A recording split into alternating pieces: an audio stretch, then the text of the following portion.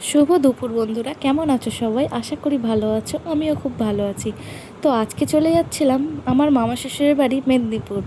তো শ্রীরামপুর থেকে আমরা চলে এলাম সোজা হাওড়া, এবং হাওড়া থেকে আমাদের ট্রেন ছিল 4:05-এর।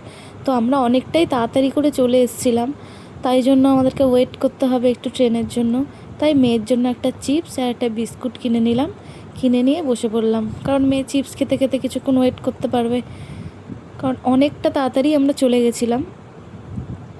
মেয়ের থেকে নিয়ে আমিও কয়েকটা চিপস খেয়ে নিলাম। তো ফাইনালি আমাদের ট্রেন চলে এসেছে, তো আমরা ট্রেনে বসে পড়েছি। তো ট্রেনে বসে পড়ার পরও আমাদের ট্রেন ছাড়তে প্রচুর লেট করেছে। প্রায় 40 মিনিট পর আমাদের ট্রেন ছেড়েছে। এত কেন লেট জানি না, বাট প্রথমে আমরা ভেবেছিলাম যে ট্রেনে কোনো সিট পাবো না, কারণ প্রচণ্ড ভিড় ছিল। কিন্তু যাই হোক, অনেকটা এগিয়ে গিয়ে আমরা তাও সিট পেয়েছি, বাট জানলার ধারে সিটটা পাইনি আমরা। আর ট্রেনে যাব আর কিছু খাবো না, সেটা তো হতে পারে না।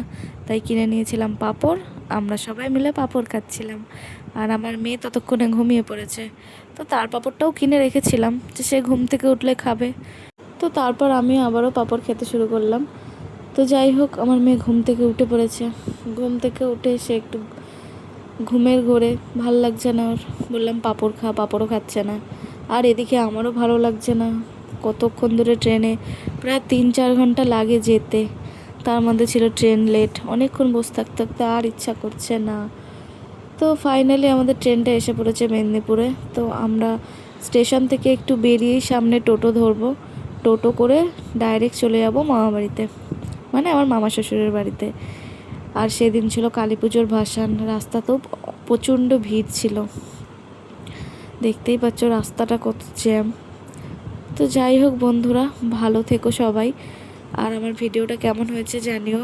By, good night.